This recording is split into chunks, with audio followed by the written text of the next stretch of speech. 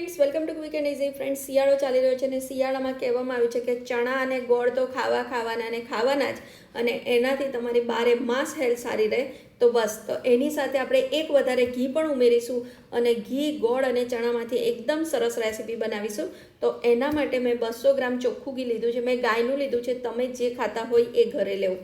200 ગ્રામ ગોળ લીધો છે અને 200 ગ્રામ ઝીણો ચણાનો લોટ આપણો, મતલબ 3 વસ્તુ એક સરખી લેવાની છે, સહેજ પણ ભૂલ નહીં પડે.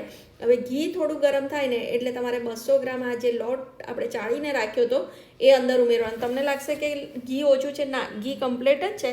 બસ એને તમારે એકદમ સ્લો ફ્લેમ ઉપર આવી રીતે શેકતા જવાનું. જેમ જેમ લોટ શેકાશે એમ ઘી છૂટું પડશે. હવે આ 50 ગ્રામ જેટલા મિક્સ નટ છે એનો મેં પાવડર કર્યો છે. એમાં કેસર, અંદર ઇલાયચી પાવડર અને નટમેગનો પાવડર, જાયફળ પાવડર ઉમેરી એને સાઈડ ઉપર રાખો. જુઓ, જેમ જેમ લોટ શેકાતો ગયો એમ ઘી છૂટું પડતું ગયું.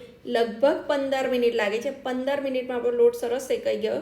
હવે એમાં જે આપણે નટ્સનો પાવડર કર્યો હતો ને એ બધું ઉમેરી અને ફરી તમારે 3 થી 4 મિનિટ સ્લો ગેસ ઉપર એને શેકી લેવાનો છે.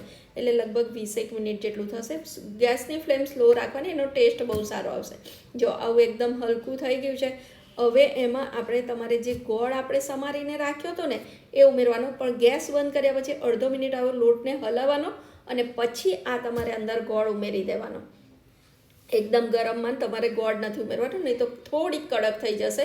બસ, હવે 2 થી 3 મિનિટ તમે આવું હલાવશો ને એટલે જે ગોળ સમારેલો છે ને એ અંદર ઓગળી જશે. જો એકદમ સરસ. હવે તમને લાગે છે કે બહુ બધો ઘી છે, કશું નથી, બધું કમ્પ્લીટ છે ને એકદમ પોચીને સરસ આ રેસીપી બનશે. બસ, હવે ગ્રીસ કરેલી થાળીમાં તમારે એને પાથરી દેવાનું છે. થાળીને હંમેશા ઘીથી ગ્રીસ કરવાની છે, તેલનો યુઝ નથી કરવાનો. બરોબર આવી રીતે સેટ થઈ જાય એટલે તમારે જે તમને ગમતા હોય ને એ નટ્સ ઉપર સ્પ્રિંકલ કરી દેવાના છે. અને સ્પ્રિંકલ કર્યા પછી તમારે 10 મિનિટ આ થાળીને એમ જ રહેવા દેવાની છે. અને 10 મિનિટ થઈ જાય ને પછી તમને મનગમતા શેપના તમે કાપા પાડી દેવાના અને પછી ફરી એને 30 મિનિટ રહેવા દેવાની, એટલે એકદમ સરસ આ સેટ થઈ જશે. બસ જો, હવે આપણે એને 30 મિનિટ સાઈડ ઉપર રાખીએ. હવે 30 મિનિટ પછી આ એકદમ ખાવા માટે રેડી છે. ફ્રેન્ડ્સ, તમે વિચારો કે એકલા ગોળ અને ચણા તમે છોકરાને આપો કે ઘરના કોઈ નહીં ખાય, પણ તમે આ રીતે આપશો તો એક બેનિફિટ છે કે ઘી પણ એટલું એમની બોડીમાં જશે અને ઘી શિયાળામાં બહુ સારું.